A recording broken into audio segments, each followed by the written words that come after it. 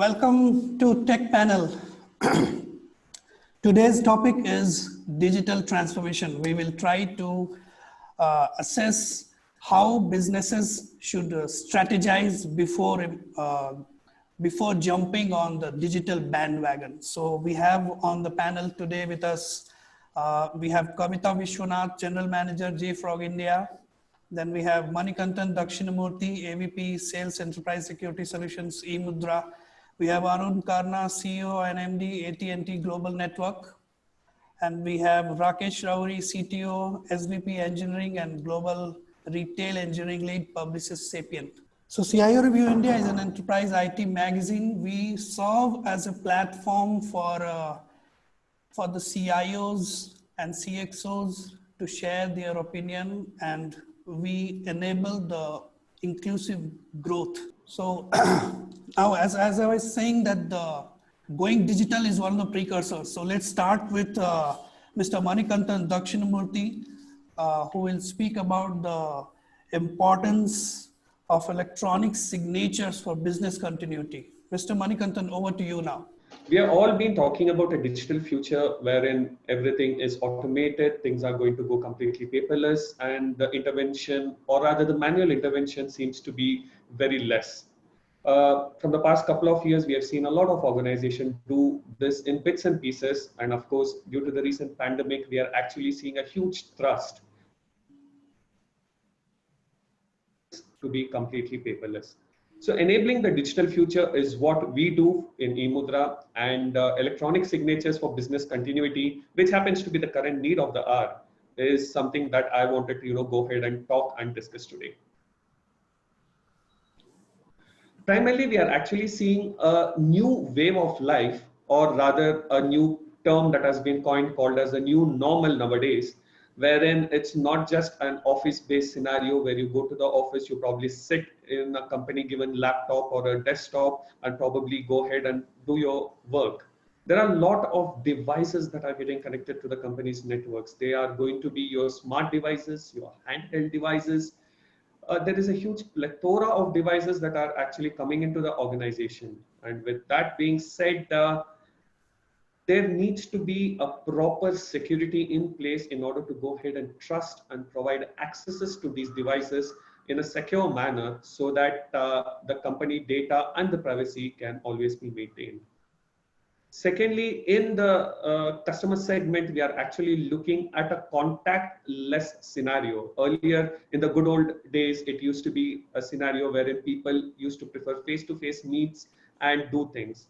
But of late, we are looking at contactless scenarios, and due to the pandemic situation, people are looking to see as much as less amount of contact as possible. That is where, when there is no contact, how exactly do you authenticate the users and at the same time ensure that there is good amount of customer experience, and eventually there's a final touch point with the customer wherein he feels a sense of home while interacting with these devices or apps.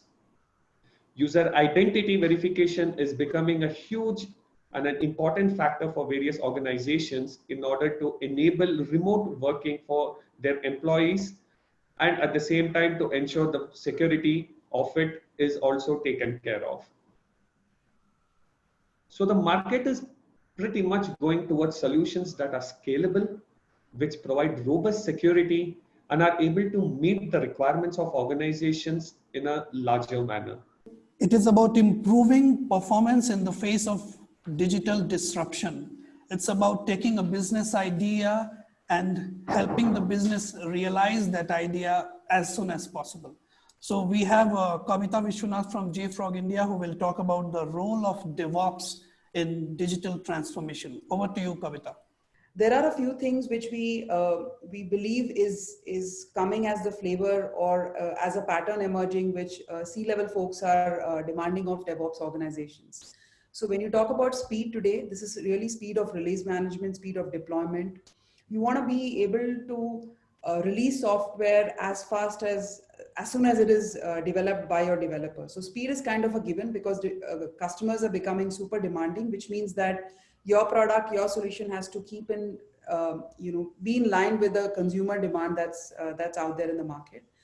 When you talk about release management, it has to come with the trust. The builds that your developers are deploying today needs to be trustworthy, and with trust comes security, which goes hand in hand with it, right? So when your developers are coming up with a release, you have to make sure that developer takes care of security while developing the product. Security is not just the CISO organization's responsibility. It is a responsibility of everyone who's involved in the entire life cycle of development.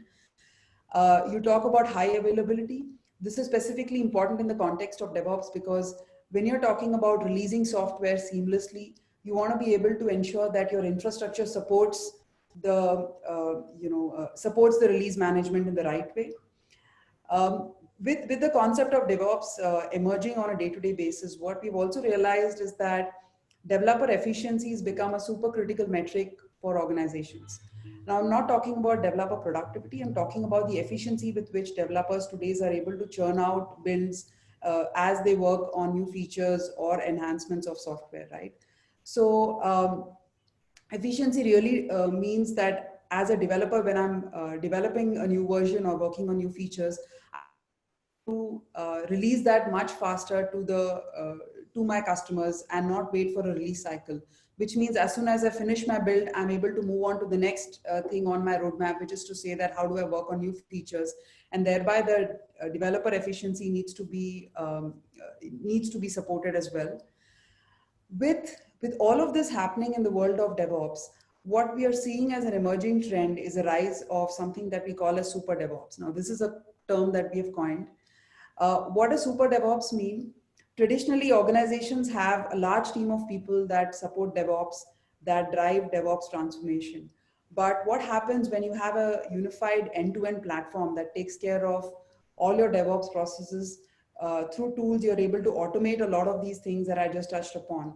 And this is where you are really forming a small or a very lean team that we call a super DevOps that is able to support thousands and thousands of developers, and at the same time make all of this that we talked about very much possible in your organization. And while all of this is happening, we still cannot take away the fact that development today is a very democratic process. By that, what I mean is that every developer wants to work on a language or a platform of their choice within the guardrails of what the organization policy dictates.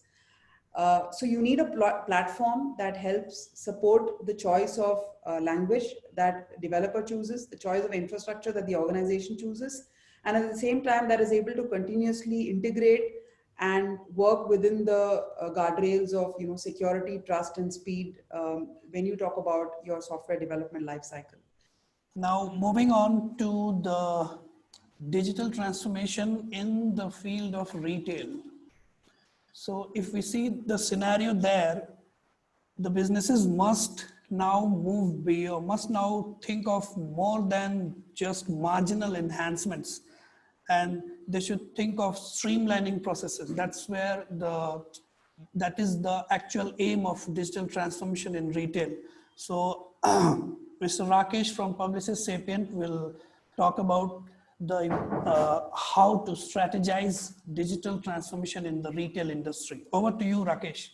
Anyone you talk to them, everyone had a plan of saying that, yeah, we are on a path of digital transformation and we are going to do it in 5 years, 6 years, 10 years. Everyone had a plan. Everyone even had an officer called a digital transformation or a change management office, which is responsible for making digital transformation in most of the retailers. But then what happened, right? But then they created a plan, and the plan generally works in 3 phases, right? The first plan is to adopt. So in adopt phase, what they do is everyone starts with digitization, right? Some of the first things they do is let us automate things. Now, what does automation help is making it fast, right? Making businesses fast, because inherently it reduces the human lag in some of the operations. That is great. But as I said, this will only help you in becoming a faster caterpillar. You are not going to evolve into a butterfly or a different entity. The second phase is what I call evolve. No, evolve is after you digitize. Just because now you can do the things faster, does it allow you to do better business outcomes? Simple example of this is, for example, if your supply chain is faster, can you give the customization options to the customer rather than telling pick from only these colors? Can you also tell the customer saying that you specify the color, I will get the color manufactured, because the whole process is automated. So I can directly feed into the factory what color you want, and I can get it manufactured and delivered to you by the time you want it. Now that is like creating a new line of option which was not available for customer, that is creating the new customer value. So the customer will be more interested. Now you are able to do that because you increase the speed of your systems and you automated and connected all of them.